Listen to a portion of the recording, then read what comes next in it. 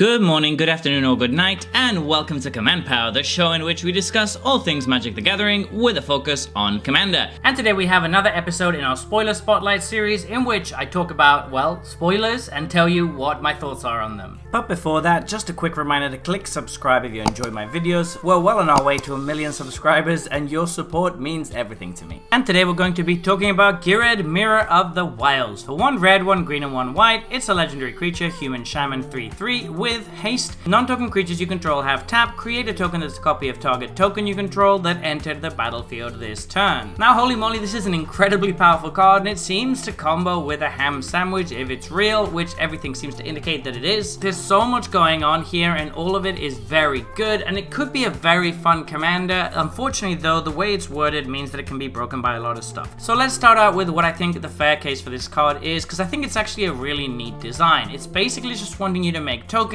and then you can get extra copies of your tokens, and the fact that it grants this ability to any non-token creature is really sweet. So this essentially means that as long as you've got a consistent way to repeatedly make tokens, such as with something like Determined Iteration, which is amazing with this card, then you can kind of use your creatures that are lying around to make extra token copies of stuff. Trostani Selesnia's voice is obviously really good in this because she can get the ball rolling in the first place, and then she can also act as a backup by populating tokens that you've already created. So all of that is fine and good, and it's a really fun commander. If that was all it did, I think it'd be a very nice, exciting build around, but it wouldn't necessarily be particularly broken. Unfortunately though, this kind of effect is easily abused, and this case is no different. One example of a card that easily breaks this and makes it go infinite is Midnight Guard. As long as you have a way to make a token copy of Midnight Guard, then you can make another copy of it with your commander, for example, and then the original Midnight Guard is going to come in and tap your commander, and you can do it infinite times and have infinite Midnight Guards. Of course, they won't have haste, but that's very easy to achieve in these colors. It's not the only effect that does that, of course. You've got stuff like Kiki-Jiki, Zealous Conscripts, Felidar Guardian, Village Bell Ringer. All of those work extremely well with what the deck is wanting to do. Now, you're losing out on a little bit of support by not being in blue, which has some of the best ways to create token copies of stuff, but there's still a lot of those in the other colors. As we mentioned, Kiki-Jiki is probably the best out of the bunch. It just works very well. And the thing that I think makes this particularly insidious and particularly strong is the fact that it grants this ability to all your creatures, not just itself. That means that it's very difficult to disrupt effectively, because usually how you'd stop this effect is by removing the creature in response to the ETB trigger of something like Midnight Guard. But of course, if all of your creatures can create token copies, then it becomes a lot harder, because that means that they can respond to the removal by tapping a different creature to make another token copy, etc, etc. So really the only way to stop this is to remove the commander before a token copy has even been created, because it does specify that the token copy has to have entered the battlefield that turn, so that does give you a little bit of a window to interact. However,